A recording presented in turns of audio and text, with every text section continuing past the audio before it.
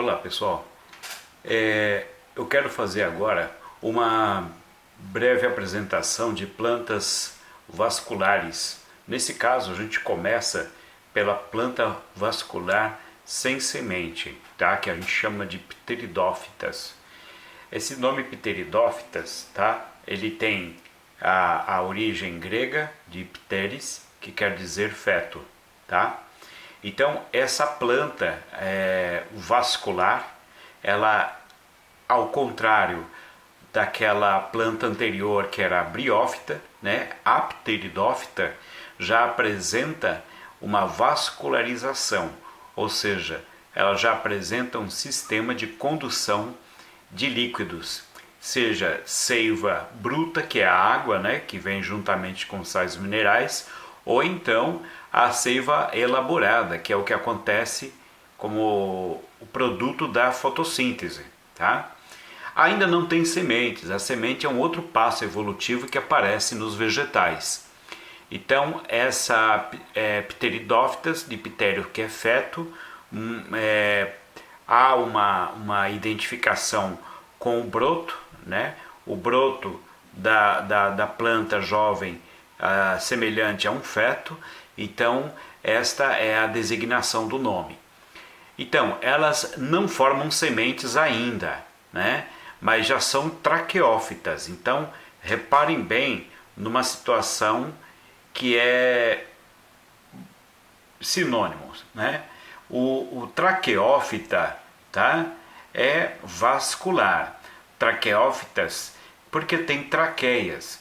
Os vasos condutores de água ou de seiva elaborada são em forma de traqueias, tá? Você pode até comparar com as traqueias que existem nos animais, como no nosso caso a traqueia é um canal condutor de ar, né, até os pulmões, reforçado por cartilagens e tudo mais. Nas traqueófitas, essas tais traqueias são revestidas de celulose, é um reforço para que ela fique sempre aberta e rígida, tá?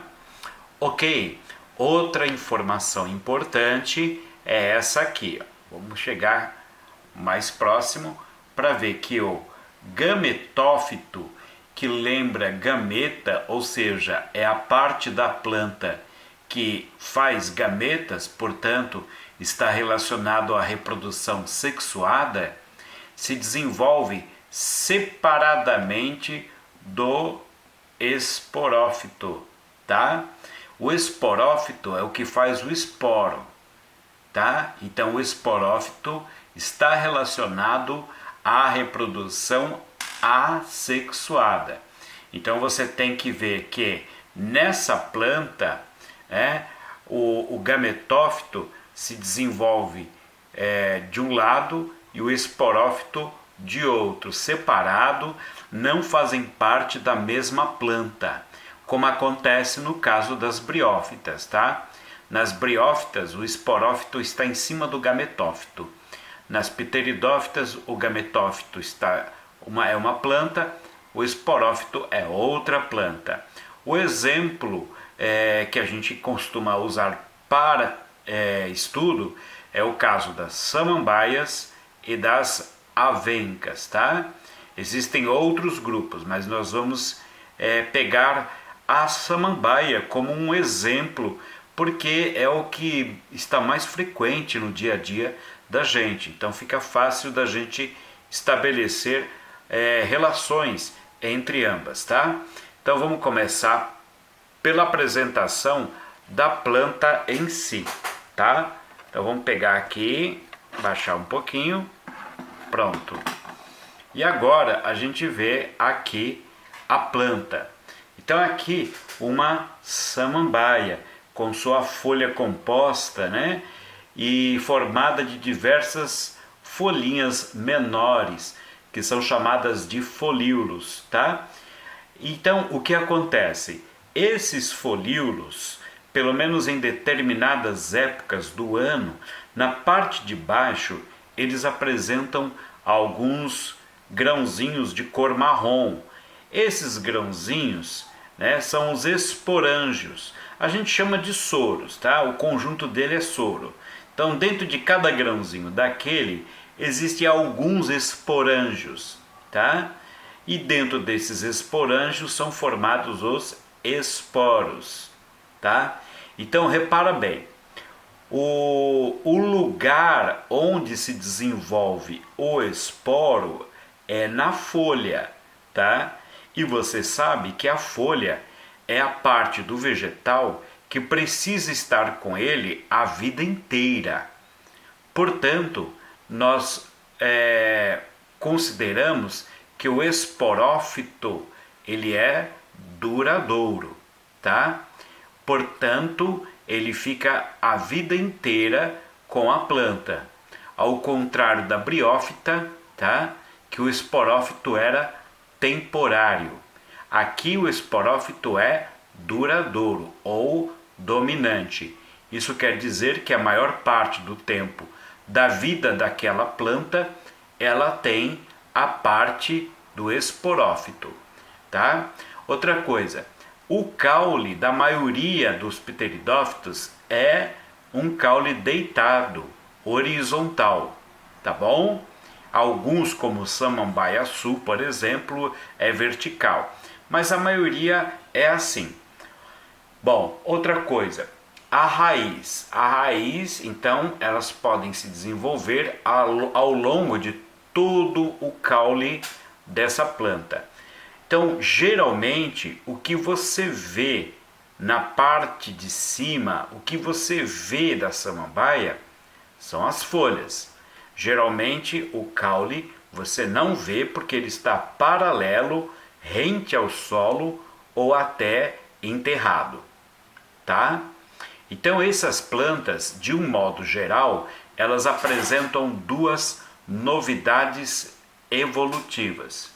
Primeiro, a presença de tecidos condutores.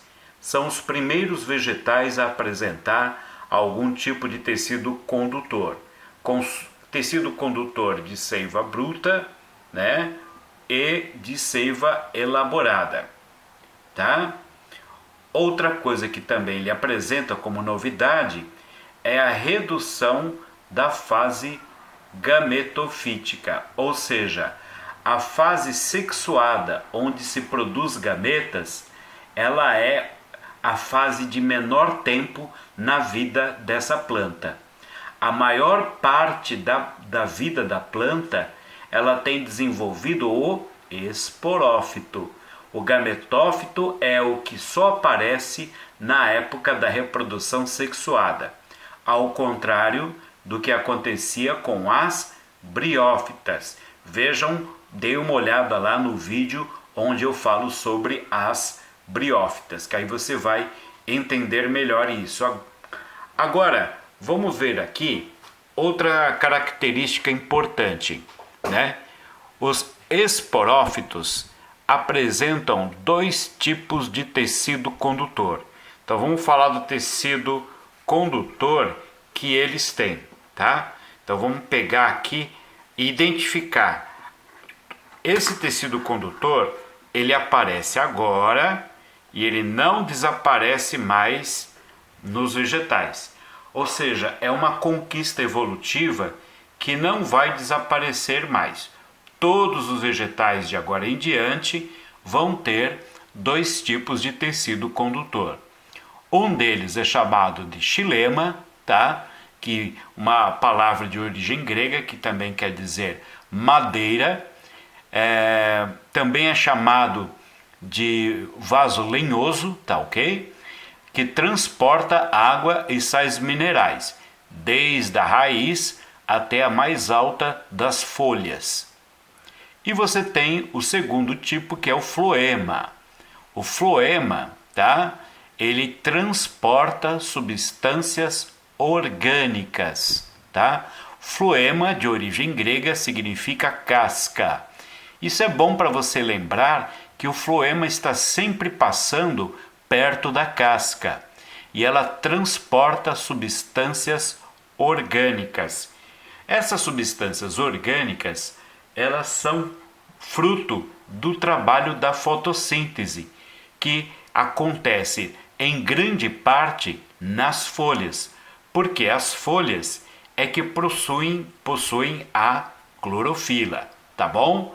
Então isso é uma identificação importante para você, tá? Bom, aí mais algumas informações a respeito desse tipo de vegetal. Então vamos lá.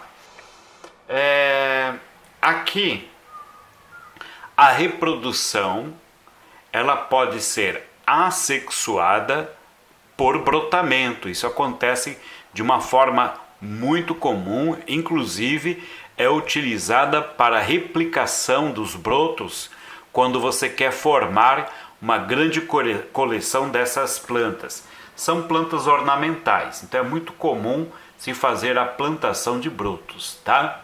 Ok? Outra coisa, a reprodução também sexuada, tá? Bom, na reprodução sexuada, o que eu posso destacar é o seguinte: você tem o esporófito, que é a parte verde, que é 2N.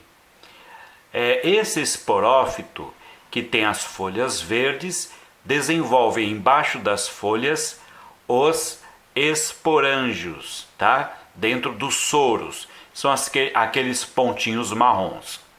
Dentro dos esporângios acontece uma divisão, né, celular reducional, tá? Se é reducional, é meiose. E a meiose produz os esporos, tá? Que são N, metade do material genético.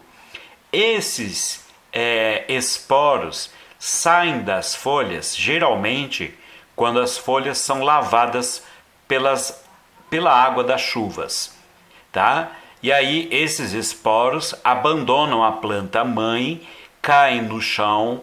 Se o chão for propício, né, do tipo úmido, por exemplo, vai acontecer o quê? O desenvolvimento de um brotinho chamado prótalo.